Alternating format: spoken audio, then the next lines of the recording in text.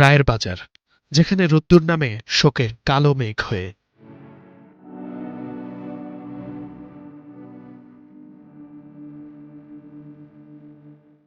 দিনটি কথা বলে রক্তমাখা স্মৃতিতে, দিনটি কথা বলে বাংলাদেশের বুলিতে।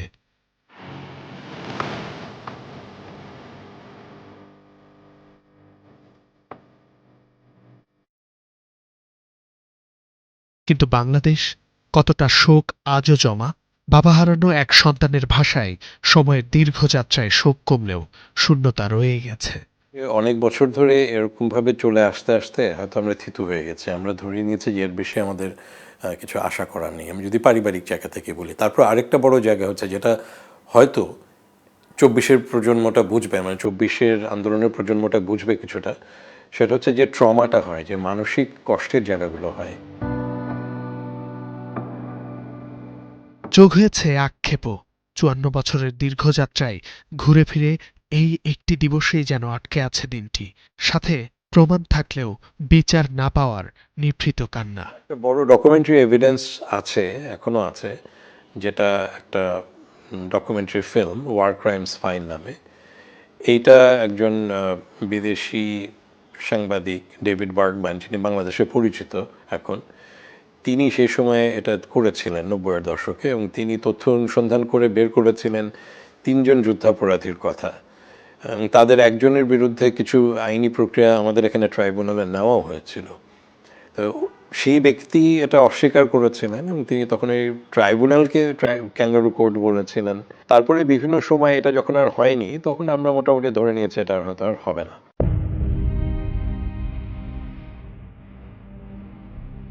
১৪ ডিসেম্বর ১৯৭১, বিজয়ের প্রাক্কালে জাতিকে মেধাশূন্য করতে ক্যালেন্ডারের পাতায় এই দিনটিকে চূড়ান্ত করে পাক হানাদার বাহিনী। চোখ বেঁধে বাড়ি থেকে ধরে নেওয়া হয়, এরপর নির্যাতন, তারপরে হত্যা। আজ যে সবুজের বাংলাদেশ, তার লাল বৃত্তের গোড়াপত্তনে তো তারাও। কতটা জানে এই প্রজন্ম সেই পূর্ব প্রজন্মকে? কতটাই বা ছাপচিত্র সে আদর্শ জীবনের দর্শনে? আমাদের জন্য পথ নির্দেশক ছিলেন, অর্থাৎ তারা আমাদেরকে নির্দেশনা দিয়ে সঠিক পথে পরিচালনা করার যে তাদের চেষ্টা ছিল, এর কারণেই কিন্তু তাদেরকে হত্যা করা হয়েছে। সুতরাং ওই যে উদ্দেশ্যটা, যারা এই উদ্দেশ্যটাকে মেরে ফেলতে চেয়েছে, আমাদের সেই উদ্দেশ্যটাকে সফল করা উচিত। শহীদ বুদ্ধিজীবী বা মুক্তিযোদ্ধাদেরকে নিয়ে যে গবেষণা বা রিসার্চ সেন্টার যেটা আছে, সেটার খুব আমরা অনুভব করি, সেটা যদি আরেকটু ভালো হইতো, বড় হইতো, সো সেক্ষেত্রে আমরা আরও ভালো চর্চা করতে পারতাম, এবং আমাদের যারা পরবর্তী জেনারেশন বা আমাদের পরে যারা আসবে তাদেরকে আমরা খুব ভালোভাবে সেটা বলতে পারি। ১৪ ডিসেম্বর সকালে স্মরণ করা হয় সেই সূর্য সন্তানদের। দেওয়া হয় ফুল, সাথে ১ মিনিটের নীরবতা। কারো মতে তা যেন কেবল বধ্যভূমি জুড়েই। বছরের বাকি দিন মনে পড়ে না সেদিন।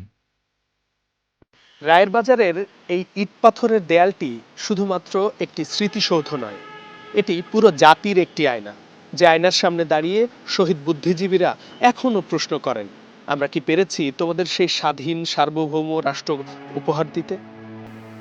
শামীম বিশ্বাস, স্টার নিউজ।